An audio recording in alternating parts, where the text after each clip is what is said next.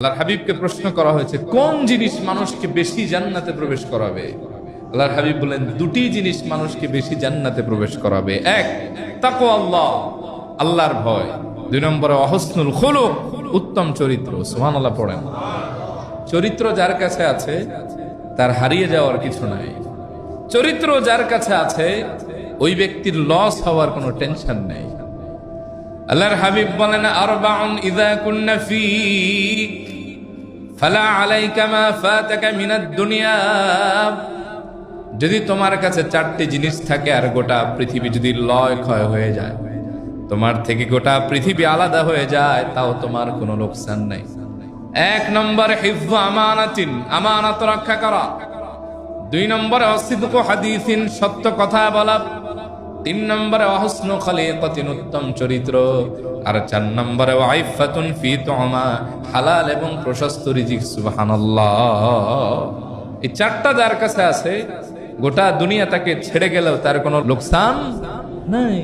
রাসূল সাল্লাল্লাহু আলাইহি ওয়া আলিহি ওয়াসাল্লাম বলেন ইন্না মিন আহাব্বিকুম ইলাইয়া ওয়া আকরাবিকুম মিন্নি মাজলিসান ইয়াউমাল কিয়ামাতি আহাসিনাকুম আখলাকা। আমার সবচেয়ে প্রিয় এবং কিয়ামতের দিন আমার মজলিসের সবচেয়ে নিকটবর্তী হবে তারা আহাসিনাকুম আখলাকা, তোমাদের ভেতরে যার চরিত্র উত্তম।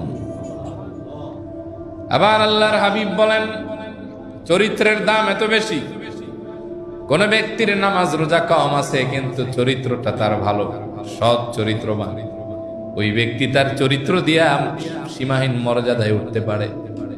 ওয়া ইন্না সাহিবা হুসনিল খুলুকি লা ইয়াবলুগু বিহি দারাজাতা সাহিবিস সামি ওয়াস সালাম।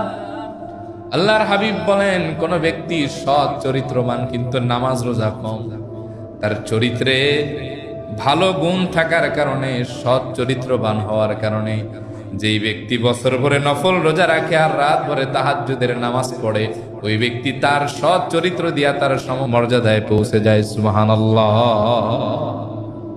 এই জন্য চরিত্রের দাম আল্লাহ তাআলার কাছে অনেক বেশি।